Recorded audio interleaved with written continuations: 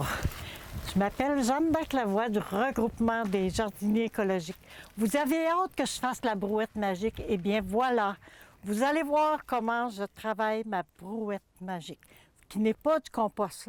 Le compost est déjà dans ma brouette, donc j'ai mis aux 3/4 du compost. Ça c'est vraiment, il n'y a rien d'autre dedans que du compost. Et là, je vais ajouter mes ingrédients magiques. J'appelle ça magique parce que j'ai toujours un beau jardin. On va ajouter de la cendre de bois. La cendre de bois, c'est mieux avec le bois dur, le bois franc. Puis, vous devez le tamiser quand on ne met pas de tison dans ça. Là. Mettez pas de tison. 2 litres. Donc, j'en mets une. Et ça, le cendre de bois, c'est à éviter si vous faites des pommes de terre, des patates. Mettez pas de cendre de bois parce que vous allez avoir des patates galeuses. Alors, votre brouette magique est très différente quand vous faites de la pomme de terre. Puis la pomme de terre, elle peut demander aussi juste du compost puis du basal. Donc, vous n'êtes pas obligé de faire toute la brouette magique pour le compost. Alors, je vais mettre 2 litres de cendre. Je vais mettre la granule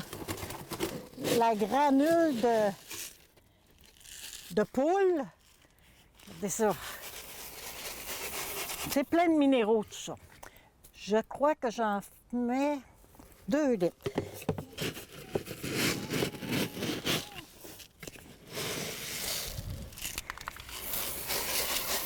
Je vais en rajouter un petit peu parce qu'il m'en manquait.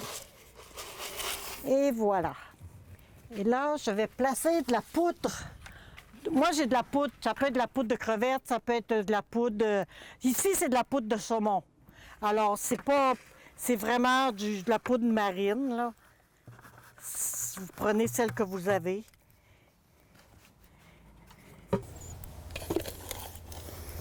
Je mets mon 2e litre.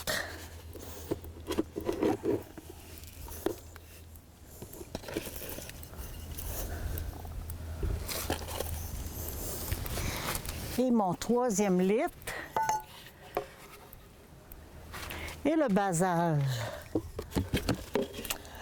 C'est sûr que dans la recette, on dit qu'il faut mettre les écailles d'œufs, le mac de café.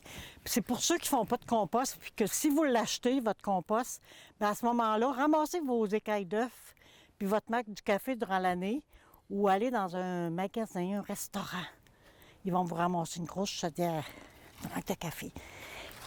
Juste pour vous autres. Alors, vous pourrez le mettre dedans après. Là, je vais mettre du basal. En passant, le basal, c'est une découverte qu'on a faite il y a à peu près 3 ans.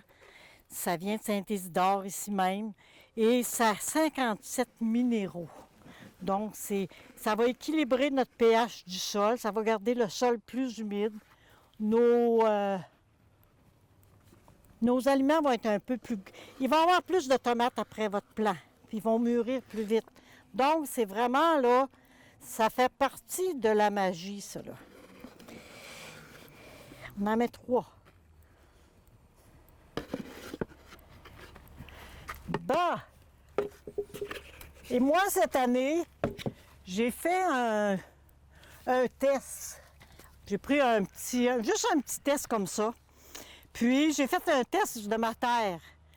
Puis, on s'est rendu compte qu'elle manquait de phosphore. Dans ma brouette magique, c'est pas indiqué qu'il faut que j'ajoute du phosphore. Mais comme j'en manque dans mon jardin, c'est ma 2e année, alors je vais en rajouter, moi, du phosphore. Puis, je n'en rajouterai pas toutes les années parce que je la mets en granule. Je vais en mettre un bon litre dans ça. Parce qu'en granule, ça se décompose beaucoup plus lentement. C'est comme un écaille d'œuf. Si vous la placez toute défaite autour de votre plant au printemps, ça va parce qu'elle va se décomposer toute l'année, tout l'été, puis il va y avoir du calcium. Il y a du calcium qui va se déposer dans la terre.